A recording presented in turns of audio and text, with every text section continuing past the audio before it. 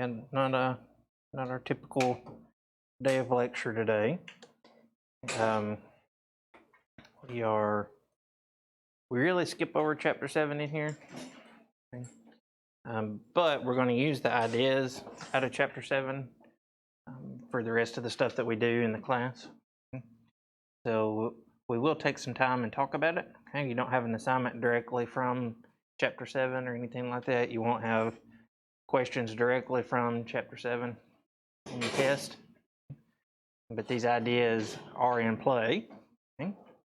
So we're going to have a really short lecture from 7.1, okay, and then I've got a little activity for us to do. Okay. A little mini lecture, and then we're doing a little activity. So maybe it could be a little more interesting than a typical day. Okay. So let's see here. If I can get PowerPoint to work.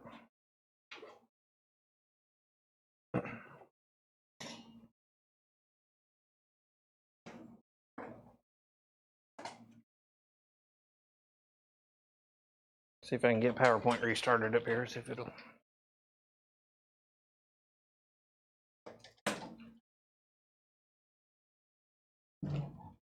Do anything.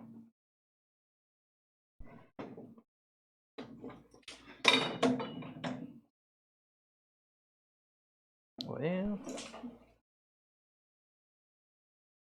I think maybe we're working now.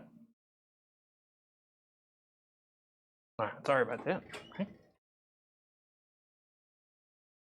So the big idea, okay, the reason why we're spending some time here, even though we're skipping over this chapter technically, okay, is we want to talk about something called the central limit theorem. Okay? Now we don't have to be like best friends with the central limit theorem, okay? But we need to know who they are, okay, if that makes any sense.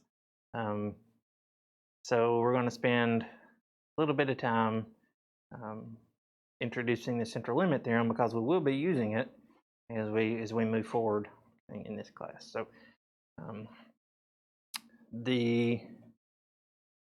before we can get there, before we can get to the central limit theorem, we have to do a little bit of vocabulary. And the big idea that we need is this idea of a sampling distribution. Okay. So it's a little bit hard to wrap your head around to start with because we haven't really looked at anything quite like a sampling distribution yet. What's going on here is it says we've got the distribution of values of a particular sample statistic for all possible samples of a given size n. Okay. So what we're doing, the one we're going to be concerned with today, okay, the sample statistic we're concerned with today is the mean, okay, a sample mean. So then this just says the same thing, but specifically for sample means. So the distribution of sample means for all possible samples of a given size n. Okay.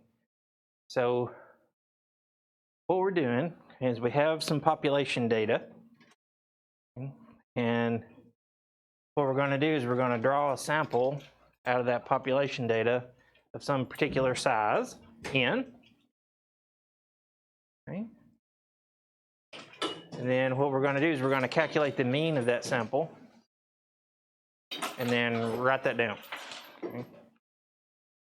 And then we're going to do it again. We're going to draw a new sample, figure out the mean, write that number down.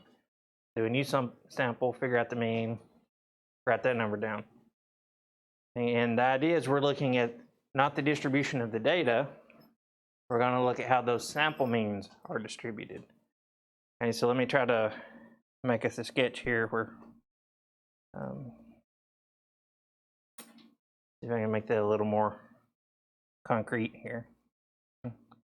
So we're going to have some population.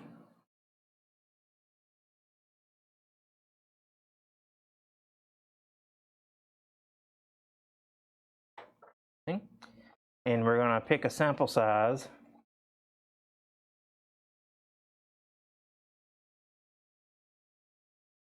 Okay, maybe we're going to pick a sample size of 10. Okay. And if once we pick that sample size, what we're doing is we're going to draw out a sample, okay, and figure out the mean of that sample. So each one of these samples will have size 10. We're going to have 10 data values. And we're going to do that over and over again. Figure out all these different sample means. They're different because we don't always get the same data values every time.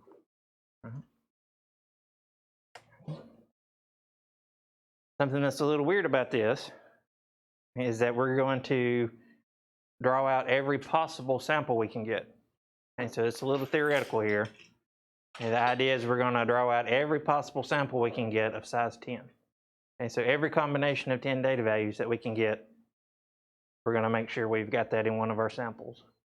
Figure out the mean of each one of these samples, and then we're going to look at the distribution and our curve of what those sample means look like.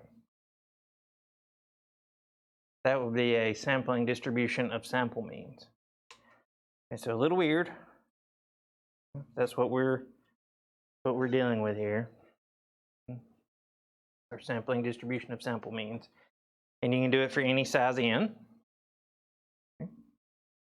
So now when I pick 10, it doesn't have to be 10. So with that in mind, we can talk about some properties that sampling distribution will have.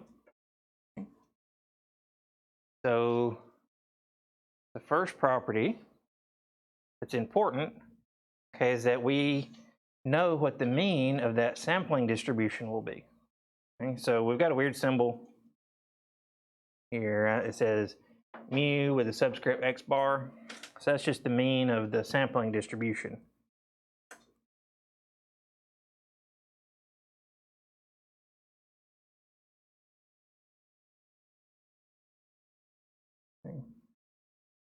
And it turns out really nice for us.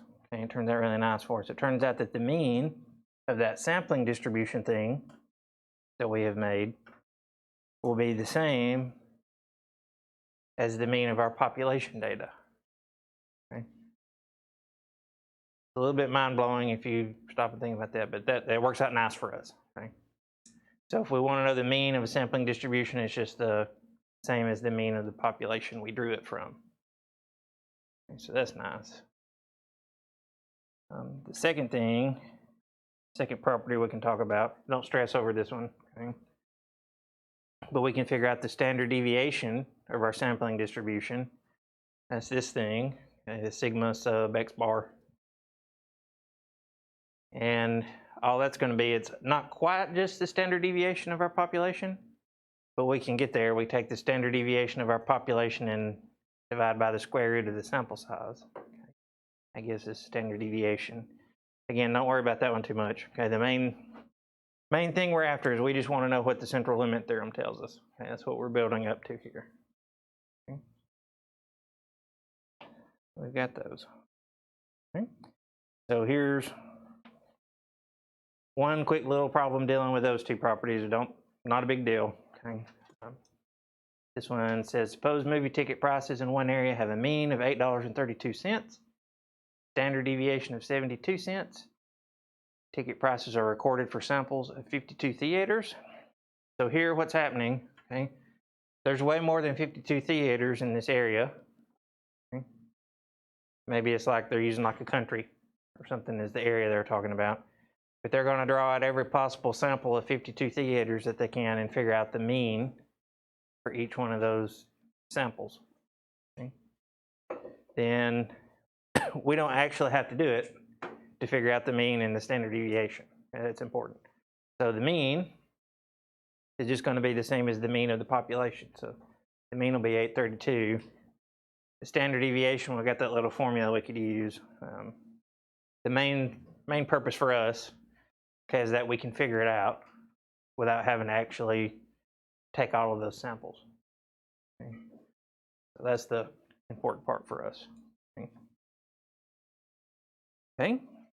So let's look at the central limit theorem here. It has quite a bit of setup with it. Remember what it's telling us, okay, it says for any given population with mean mu and standard deviation sigma, the shape of the sampling distribution of sample means will approach that of a normal distribution as the sample size increases. And that's missing a period there. Period. So let's break that part down. Okay? That's really the main thing that we want to know. Okay? So we said we're making that sampling distribution. We can figure out the mean and standard deviation. But now the central limit theorem is telling us how we can get an idea of the shape. Okay? What kind of shape that sampling distribution will have. It says the shape of the sampling distribution will approach, it's going to get close to the shape of a normal distribution as our sample size increases. So what shape does a normal distribution have? We just spent a whole chapter on that.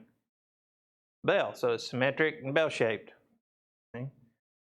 So this is saying that our sampling distribution, the shape of that, is going to get close to being symmetric and bell-shaped when our sample size gets bigger.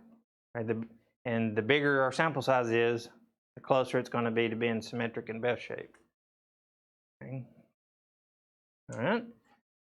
The next sentence is really just kind of a rule of thumb, and it's not like a mathematical fact. Okay, it's just more of a rule of thumb. It says we're going to consider a sample size to be large enough for what? Large enough for us to say that the sampling distribution is going to be symmetric and bell-shaped if n's greater than or equal to 30. Okay? So that's saying if our sample size is 30 or bigger, we can depend on the shape of our sampling distribution to look like the normal distribution. Okay? And then it says the bigger the sample size, the better the approximation is going to be. That's the important part for us. Okay? That we know about the shape. That's the important part.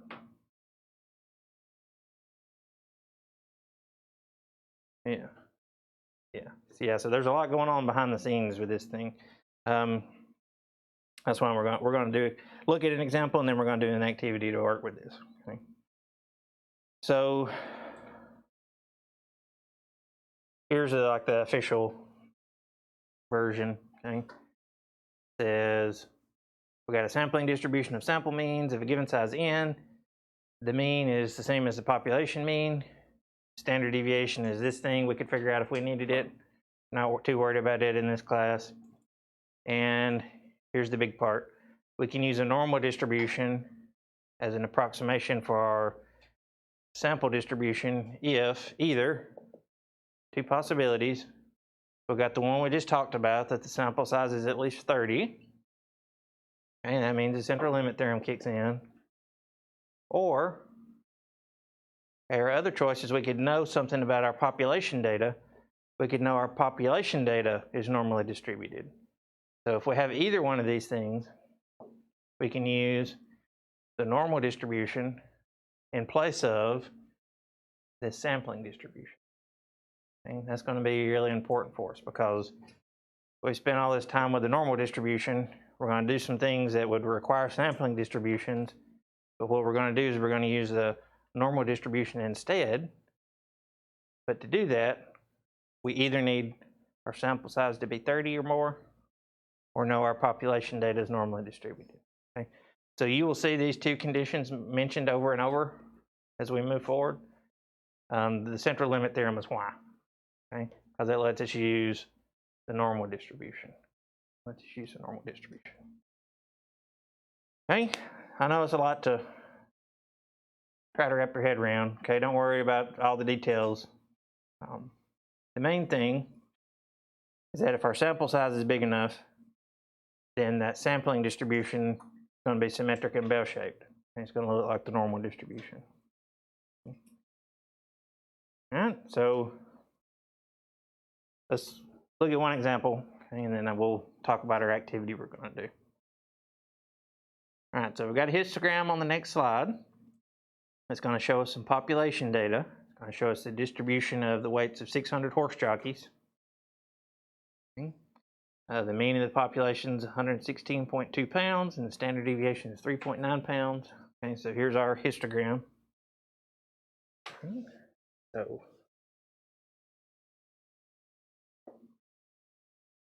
if you're a horse jockey, you want to be pretty lightweight, so you don't weigh the horse down. I guess you've got some obese horse jockeys up here in the 120s and 130s. They're usually pretty small people. What would we call the shape of this? Out of our 4 basic shapes.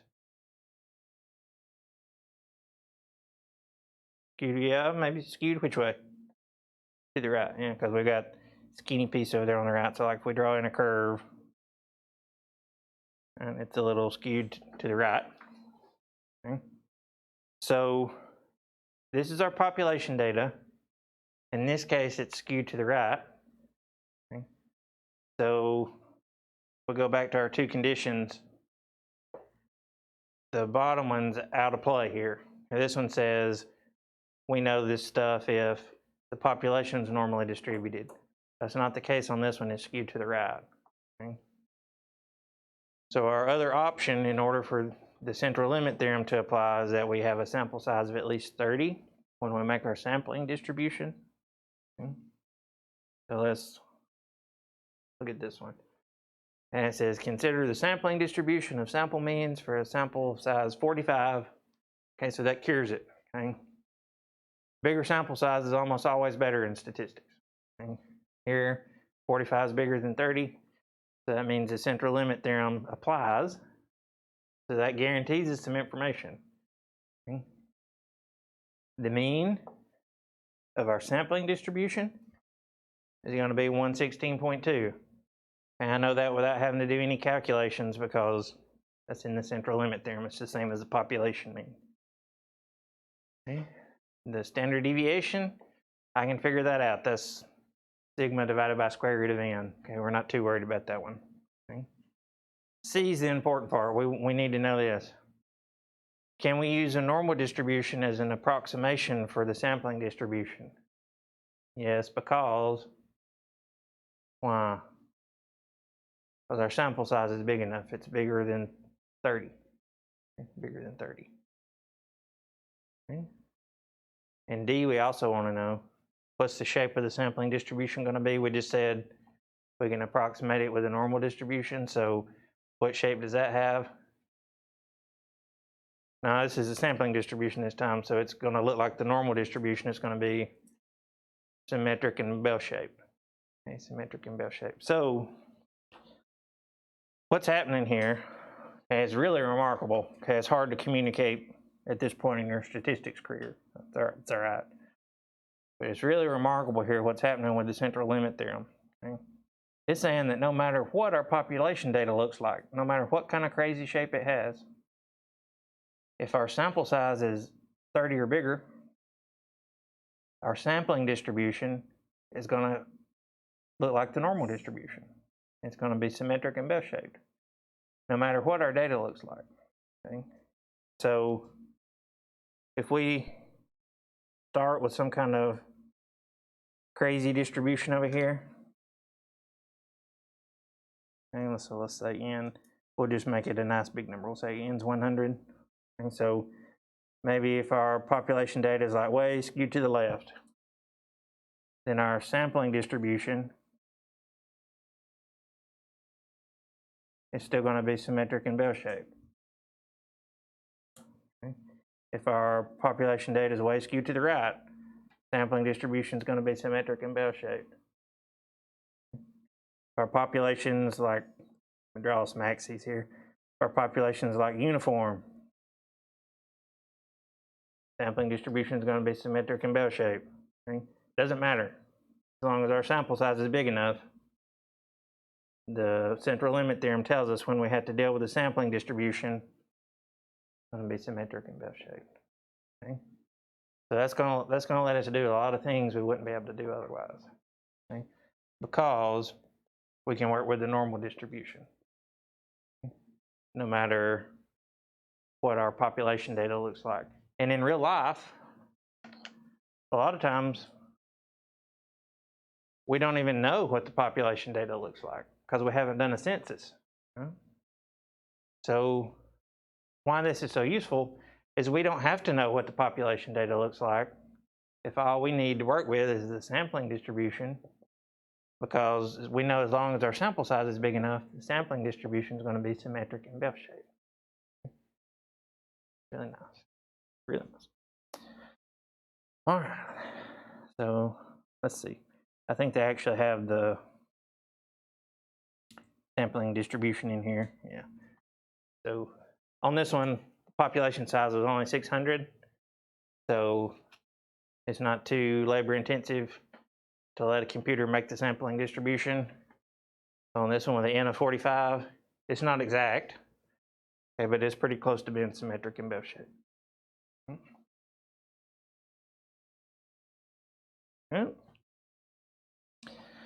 Okay, so that's the mini lecture over. Now let's talk about our little activity on